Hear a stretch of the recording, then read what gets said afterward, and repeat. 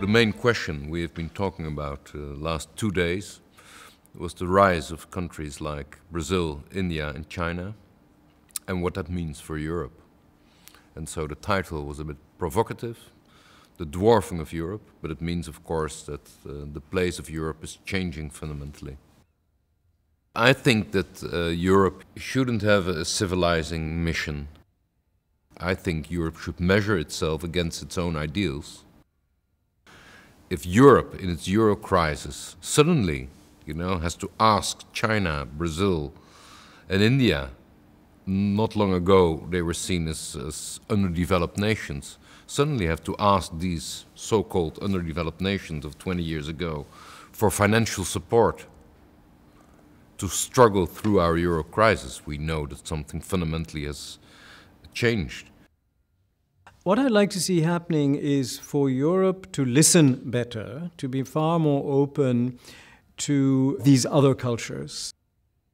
It's interesting, all this talk about the passage from one European narrative to another one, because you really have to ask what the former narrative was. You have to remember that the former European narrative, up until decolonization, was an imperial narrative. It was an imperialist narrative where Europe had spread itself across the world, that Europe had actually globalized a European set of values, and that the rest of the world was dancing to that tune. It was dancing to that tune and resisting, and often its resistance was recognized by Europeans only in the cultural sphere. Europe is still too much critic of itself. You have to be more positive, to have a more positive attitude towards the crisis, because for me, crisis is a time of rebirth. Sometimes Brazil feels that Europe is trying to teach Brazil some mandatory issues. So we are being pushed to follow some rules and to follow some ideas. So that's the idea. The learning process has to be different. Brazil has to listen to Europe, and Europe has to listen to Brazil. And when Brazil is not pleased with Europe, it should have the liberty of saying it, and you have the liberty of saying it to us as well. I don't think it's a question of sacrifice. I think Europe has had its way far too long. Europe has to accept the new realities on the horizon. There is a strong feeling in many of the emerging countries that Europe is overrepresented, but it is in no hurry to end its representation. That it wants to continue to use its influence and to go on as before. It tends to think that it is on a civilizing mission around the world, that norms, practices, principles which have worked effectively within Europe can be automatically translated at the global level, irrespective of the stage of social economic development in many of these countries.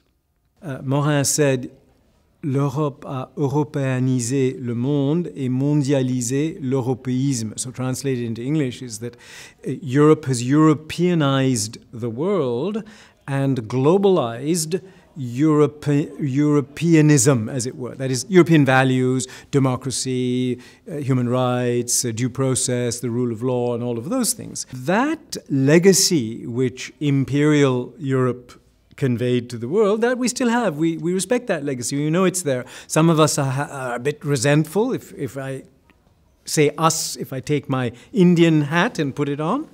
But most people are perfectly happy with that. And here I'll change hats and speak as a European, where people are less aware is that they're not all that impressed by contemporary Europe. It's really America that they're impressed by. And now they're very impressed by China, and maybe even a little bit afraid of China. But it's the material success that succeeds. But for Europe, in my impression, it's kind of much more self-centered. And for China now, it's kind of much more open and outgoing.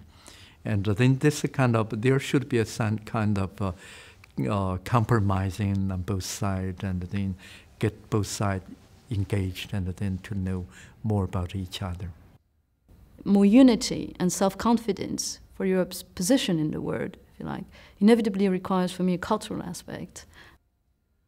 I think at the moment one challenge for Europe and direction is the need for Europe to be more united, to be more self-confident, and an ability to master its continental scale. And I think this has become even more valid in the context of the economic crisis. And we've seen how, it seems to me, the only real prospect for Europe to be able to engage in a long term with the emerging Asian giants, for example, is by a position of being more united, either through the institution of the EU or through a closer cooperation between member states in areas where smaller groupings prevail. The younger generation in India is no longer that much enthused or excited about European art, European culture, European song and dance. Of course, one major reason is great fascination with American movies, pop music, and so on. I'm not at all interested, and I know that this is reasoning that lies behind a lot of present-day cultural diplomacy and public diplomacy, that somehow the cultural is a tool, an instrument to allow us to sell our fighter jets or our heavy guns or our ships to others. That's a perfectly understandable motivation to have, but when you're talking about the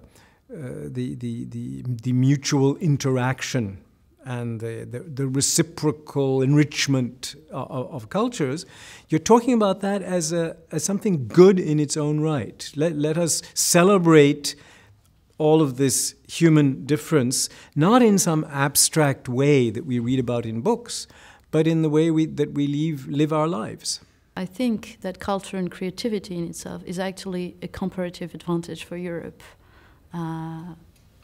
In its relationship with first country and more generally speaking. So yes, culture also has some social, economic and political aspect, and it's very important that we have a greater understanding perhaps of that, or what can be achieved at a European level. I think the cultural narrative is more present than the political one, in the sense that you have programs that are allowing Brazil and Europe to talk more in the cultural level, but culture has also to translate into a political identity and to a political partnership.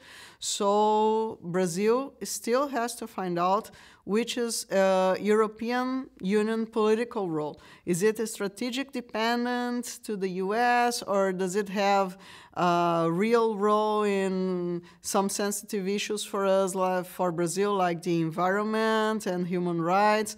Which Europe we are talking about? So I think that culture and politics come together. For many centuries, the universal relevance was marked, given, assigned by Europe, and that's no longer going to be the case. And so your cultural products, the literatures, the films, the imagery, the images in the broadest sense of the word, and not just audio-visual images in that sense, that are being produced by China, India, Brazil, and many others, are going to be part of universal culture and need to be recognized by Europeans as part of that.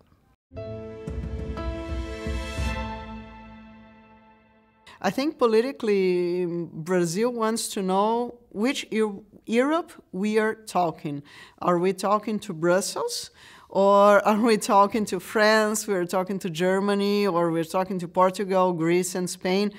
Which Europe we are talking to? So we don't see, for Brazilians, we don't see so far, for Brazil, there is no identity politically for an European Union external agent. If Europe wants to play this bigger role, it has to choose to play this bigger role as Europe. So Brazil, and I think the world is looking forward. Some of us would like to see a federal Europe. I'm certainly one of those who would be happy with a federal Europe.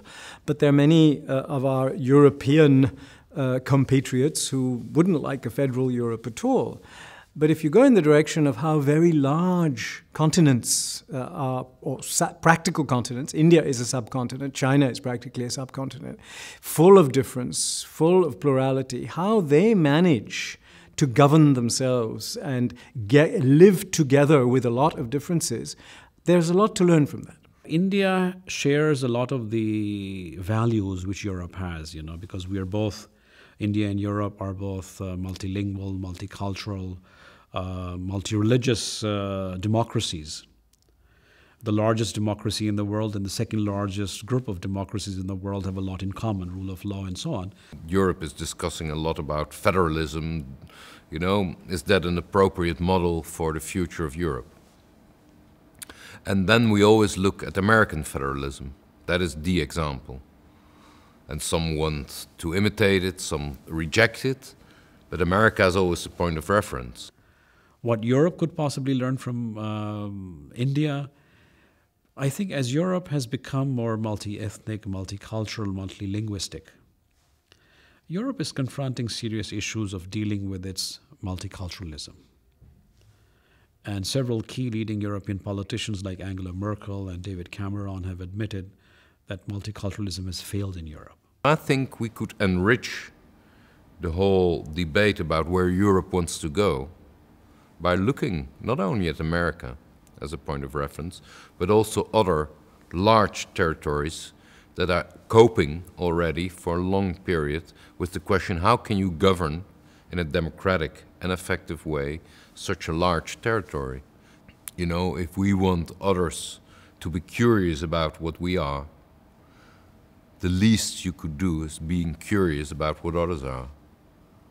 Do we want to go forward, or we do not want to go forward? I think one of the most dangerous issues for Europe is not making this kind of questions, not making this kind of decisions. Are we empowering our citizens enough as European citizens or not? And mostly, ask the citizens, do you want to still be European citizens or not? So I think these are very difficult questions. So I don't think that any Brazilian would feel comfortable answering how you should do it. But I think that these are questions that Europe should ask about itself. I think Europe has lived far too much from an idea based on its past, never again war, which was of course an immensely productive and important idea in the 50s and the 60s and so on. But if you really look on it now, you also see that it was a very Eurocentric idea, because it basically said the main motivation for integration in Europe is to fight the demons of our past. We can't build a European narrative on the basis of our past. We have to build a European narrative on the basis of a project. Now, we're in a moment where our project looks as if it's faltering a bit. But then all difficult projects, they have their ups and their downs, and we're in a bit of a down period. But we need to build a vision of Europe, a European narrative that is one of cultural openness and plurality, but also of building a social model that is a little bit different, or maybe a lot different, from the social models of other regions of the world. We are very aware in Europe of having a model that is different from the model of the Americans. Some Europeans think that that is bad and we should copy the Americans and follow the American model. I don't think that is at all appropriate. And I think others would respect Europeans even more if there were a clear European model of where we want to go. I think it's a mistake, however, to think of that model of where we want to go as being made up of culture as a thing, as an inheritance, that we have these churches and we have these musicians and we have this literature, because all those things belong to everybody. They belong to the whole world. They are the heritage now of humanity. So what distinguishes us is where the direction we say we're going for the future. I think everybody loses without Europe. Europe was seen as an alternative to the hegemonic power, to the US. It was very critical to the US, and it was posing difficult questions for the world regarding sensitive issues such as human rights, the environment. It had some kind of leadership. So, of course, it poses difficult questions for the BRICS as well, because we're being pressed in so many of these features, but everybody loses. You see, we need each other. And for, you see, Europe and China, you see, for the trade and economic, and on both sides, you see, always rank as the number one or the second. And for both sides, you see, for the development and for economics, we need each other. What you take as evident in Europe, for example, a relatively good functioning of the rule of law, or the idea that we have relatively equal societies, that you suddenly discover what we take for granted is something perhaps not to be taken for granted, and that there is a strong vitality, despite all the sourness we have about, you know, the euro crisis and all the institutional problems, that Europe as an idea and as an experience has a lot to tell ourselves and perhaps also the world. Not to preach, not to teach, but simply to live up to our own standards.